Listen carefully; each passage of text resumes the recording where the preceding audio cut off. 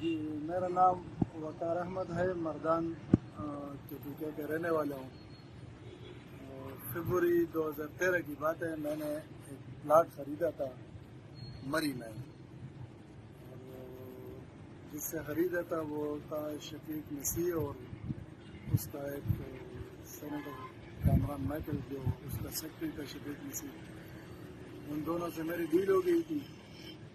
پھر مری کورٹ اسد حفیظ خان کے کورٹ میں ہم نے ان کو نقد پیمنٹ ادا کیا اور وہ زمین انہوں نے میرے نام کر دی۔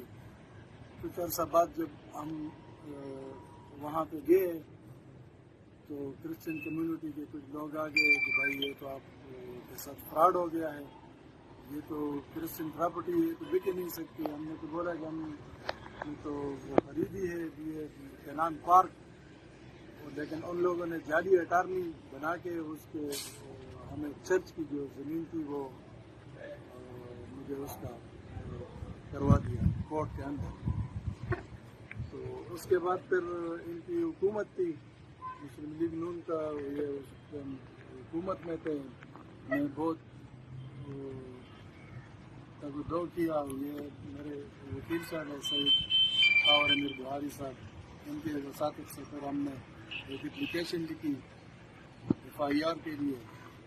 پھر بڑی مشکل سے، کیونکہ حکومت ان کی تھی، بڑی مشکل سے ہماری FIR درج ہو گئی۔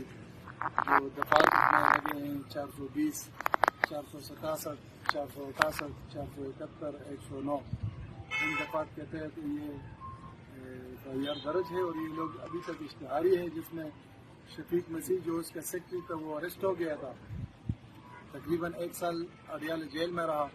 اس کے بعد ان لوگوں نے ایک جرگہ بنایا جو ہمارے ساتھ اس نے ایک راضینامہ کر دیا کہ بھائی میں نے آپ لوگوں کے ساتھ زیادتی کی ہے، اور میں آدھے پیسے، مطلب ہے جو 6 کروڑ روپے کا آدھا بنتا ہے، مطلب 2 کروڑ 80 لاکھ روپے شفیق مسیح نے بولا کہ میں نے لیے ہیں، اور 2 کروڑ 80 لاکھ روپے جو ہے وہ سینیٹر کامران مائیکل صاحب نے لیے ہیں۔ اور یہ اس نے باقاعدہ مری کے عمر جاوید ورک صاحب کی عدالت میں اس نے باقاعدہ ریٹن اسٹیٹمنٹ بھی دیا، جس کے اوپر جج صاحب کے، اور پھر الگ مجھے کچھ نئے چیکس بھی دیے، جس میں سے ایک چیک میں نے ابھی پھر دوبارہ کل بینک میں جمع کروایا ہے، لیکن سینیٹر صاحب ابھی تک مطلب ہے اس کی کچھ سمجھ نہیں آتا ہے کہ مطلب ہماری بقایا۔ جی میرا نام وقار احمد ہے، مردان چتوکیا کے رہنے والا ہوں۔ فروری 2013 کی بات ہے، میں نے ایک پلاٹ خریدا تھا